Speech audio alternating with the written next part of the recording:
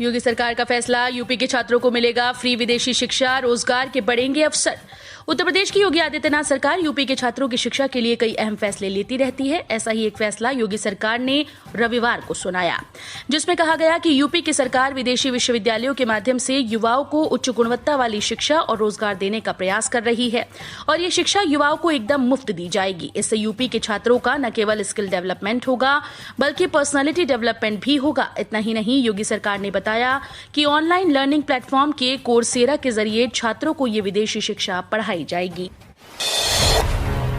CM ने की बड़ी घोषणा, यूपी के इन जिलों में जल्द दौड़ेगी मेट्रो, हल होगा कृष्ण जन्मभूमि मुद्दा। उत्तर प्रदेश में अगले साल होने वाले विधानसभा चुनाव को जीतने की पुरजोर कोशिश में लगी भाजपा वोटर्स को रिझाने में जुट गई है। योगी सरकार ने लंबे समय से चल रहा मेट्रो और पूर्वांचल एक्सप्रेसवे का काम भी पूरा कराकर इन्हें जल्द चालू कर चुनाव से पहले लोगों को सौगात देना चाहती है।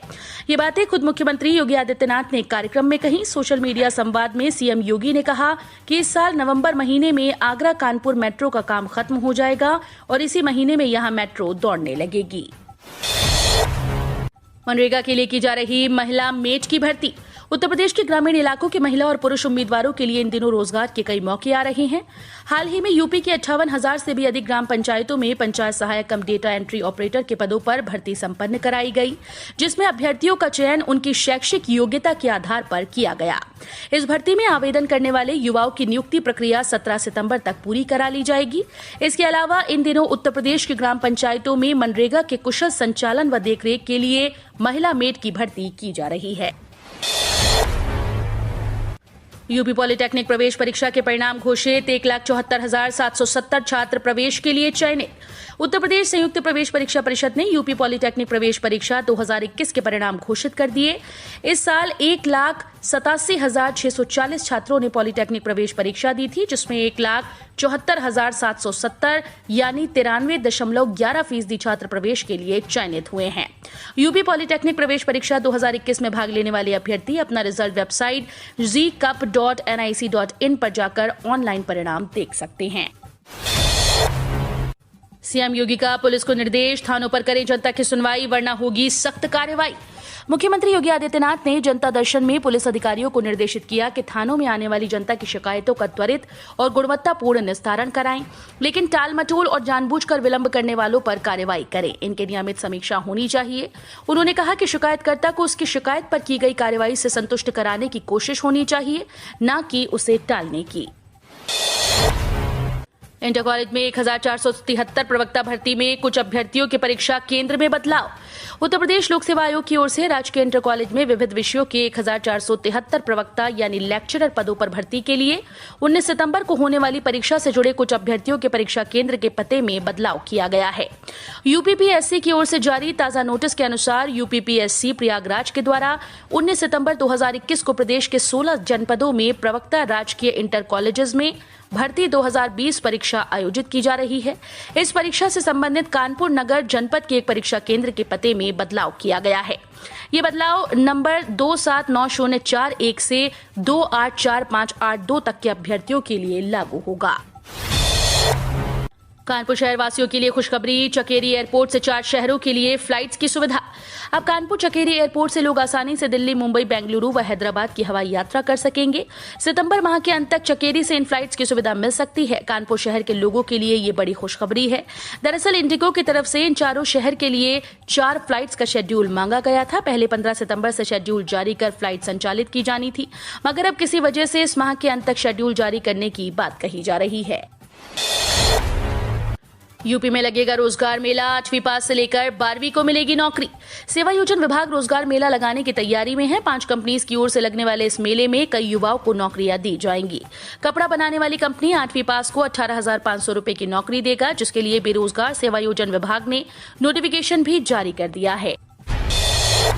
सीएम योगी पर ओवैसी का पलटवार, राज्य सरकार की खामियां गिनाते हुए कहा, अगर काम किया होता तो अब्बा अब्बा न चिल्लाना पड़ता। उत्तर प्रदेश के मुख्यमंत्री योगी आदित्यनाथ के अब्बाजान वाले बयान को लेकर हंगामा मचा हुआ है। उत्तर प्रदेश के कुशीनगर में एक जनसभा को संबोधित करने के दौरान उन्होंने सपा अध्यक्ष अखिलेश यादव का बिना नाम लिए उन पर तुष्टीकरण करने का आरोप लगाते हुए अब्बाजान कहकर निशाना साधा। उनके इस अब्बाजान वाले बयान पर कई राजनीतिक दलों के नेताओं की प्रतिक्रिया देखने को मिल रही है। अब AIMIM नेता असदुद्दीन ओवैसी ने भी योगी आदित्यनाथ के बयान पर निशाना साधते हुए कहा कि अगर काम किया होता तो अब्बा अब्बा ना चिल्लाना पड़ता। 3 महीने में प्रदेश की सड़कों को गड्ढा मुक्त करने का योगी सरकार का निर्देश, लापरवाही पर होगी कार्रवाई। यूपी सरकार ने यूपी की सड़कों को साफ और गड्ढा मुक्त बनाने के लिए 15 सितंबर से अभियान का ऐलान किया। मुख्यमंत्री योगी आदित्यनाथ ने विभागों को गांव और शहर दोनों जगह की सड़कों को गड्ढा मुक्त करने के लिए 3 महीने का समय दिया है। यूपी बिजली विभाग में सरकारी नौकरी पाने का मौका। Uttar Pradesh power corporation limited ने IT corporate planning, commercial finance, technical समेत विभिन्न विभागों में डायरेक्टर पद की भर्ती के लिए नोटिफिकेशन जारी कर दिया है। ऑनलाइन आवेदन प्रक्रिया 13 सितंबर 2021 से शुरू हो चुकी है। बिजली विभाग में नौकरी तलाश रहे युवाओं के लिए UPPL भर्ती के लिए आवेदन करने का शानदार मौका है। यूपी बिजली विभाग में डायरेक्टर पद पर ऑनलाइन आवेदन करने के लिए UPPCL की आधिकारिक वेबसाइट www.upenergy.in पर जाना होगा। यूपी में कृषि विषय के स्नातक व डिप्लोमाधारियों को मिलेगा रोजगार, जिलों में खुलेंगी एग्री जंक्शन दुकानें।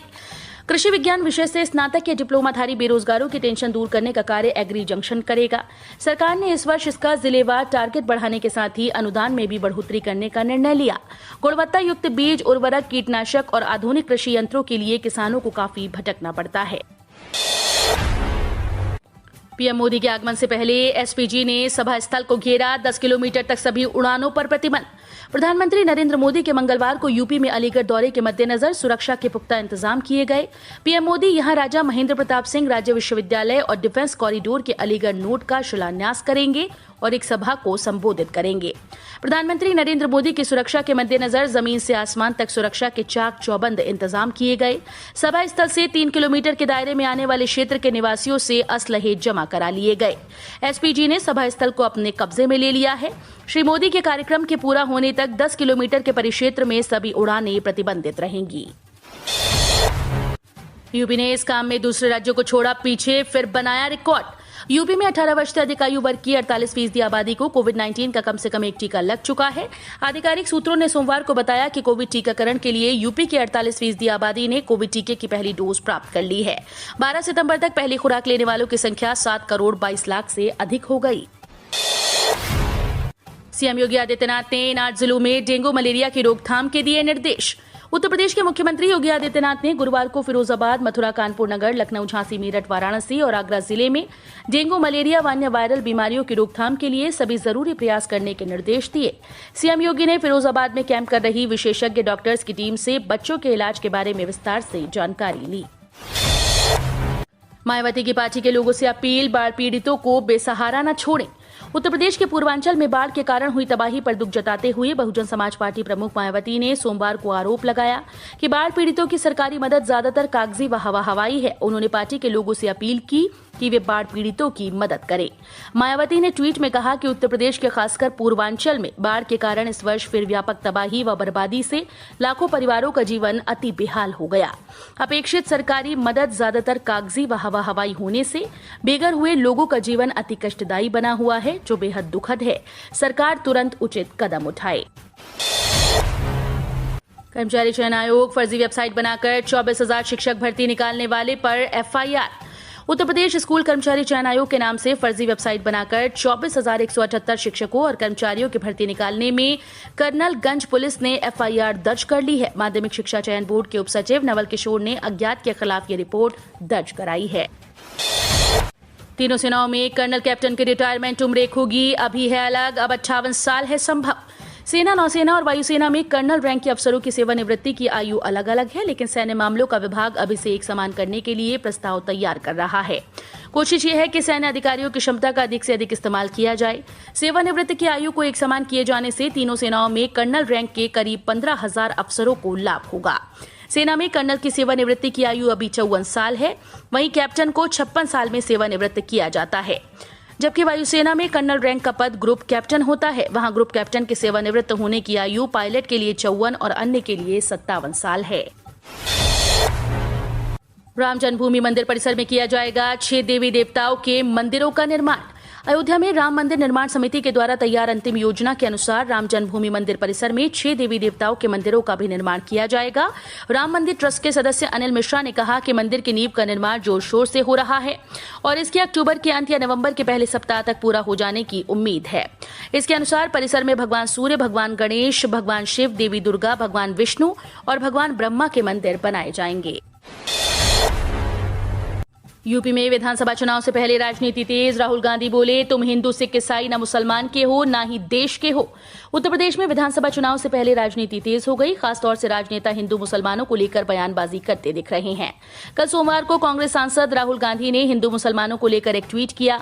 राहुल गांधी ने बिना किसी पार्टी या नेता का नाम लिए बगैर ट्वीट पर लिखा, तुम हिंदू, सिख, ईसाई न मुसलमान के हो, बस मित्रों के हो, न देश न इंसान के हो।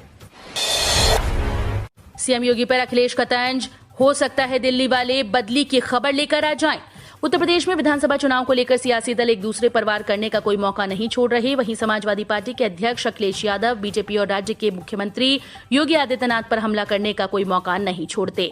इस बीच अखिलेश यादव ने एक बार फिर से सीएम पर निशाना साधा। उन्होंने ट्वीट करते हुए कहा कि दिल्ली वाले इनकी बर्खास्तगी या बदली की खबर लेकर आ जाएं। बड़ी राहत, मार्च 2022 तक खरीद और रिन्यू करा सकेंगे। कोरोना स्पेशल पॉलिसी IRDAI ने दिया 6 महीने का एक्सटेंशन। इंश्योरेंस रेगुलेटर एडा ने आम लोगों को बड़ी राहत देते हुए कोरोना स्पेशल इंश्योरेंस पॉलिसी को 6 महीने का एक्सटेंशन दे दिया। एडा ने तीसरी लहर की आशंका को देखते हुए ये फैसला लिया। अब 31 मार्च 2022 तक आम लोग कोरोना से जुड़ी पॉलिसी खरीद और रिन्यूअल कर पाएंगे। आम आदमी को बड़ी राहत, खुदरा महंगाई दर घटकर पहुंची 5.30%। सब्जियों के दाम 11% से ज्यादा गिरे। रिजर्व बैंक के गवर्नर शक्तिकांत दास ने हाल में कहा था कि खुदरा महंगाई दर में धीरे धीरे सुधार दर्ज किया जाएगा। उन्होंने उम्मीद जताई थी कि जल्द ही खुदरा महंगाई 6% के दायरे के भीतर पहुंचकर थम जाएगी। उन्होंने जुलाई 2021 में मौद्रिक नीति समिति की बैठक में कहा था कि मौद्रिक नीति को फिलहाल देश की अर्थव्यवस्था को बढ़ाने के लक्ष्य को ध्यान में रखकर तय करना जरूरी है। उत्तर प्रदेश सरकार पर बढ़ा किसानों को 6,000 रुपए अलग से देने का दबाव। भाजपा सांसद वरुण गांधी इन दिनों किसानों के मुद्दे पर आक्रामक हैं। कन्या मूल्य के मसले पर किसानों की आवाज बुलंद करने के बाद उन्होंने पीएम किसान स्कीम को लेकर उत्तर प्रदेश सरकार को दबाव में लेने की कोशिश शुरू कर दी। गांधी ने कहा कि इस योजना की राशि को 6,000 रुपए से बढ़ाकर 12,000 रुपए प्रतिवर्ष प्रति किसान परिवार किया जाए। राज्य सरकार अपनी ओर से 6,000 रुपए अतिरिक्त देने पर विचार कर सकती है। स्कॉलरशिप और फीस को लेकर बड़ी राहत देने की तैयारी में योगी सरकार। जाने किसे और कैसे मिलेगा इस योजना का लाभ। यूपी सरकार अनुसूचित जाति के गरीब व जरूरतमंद छात्र छात्राओं को छात्रवृत्ति और फीस भरपाई की योजना में कुछ खास रियायतें देने की तैयारी में है।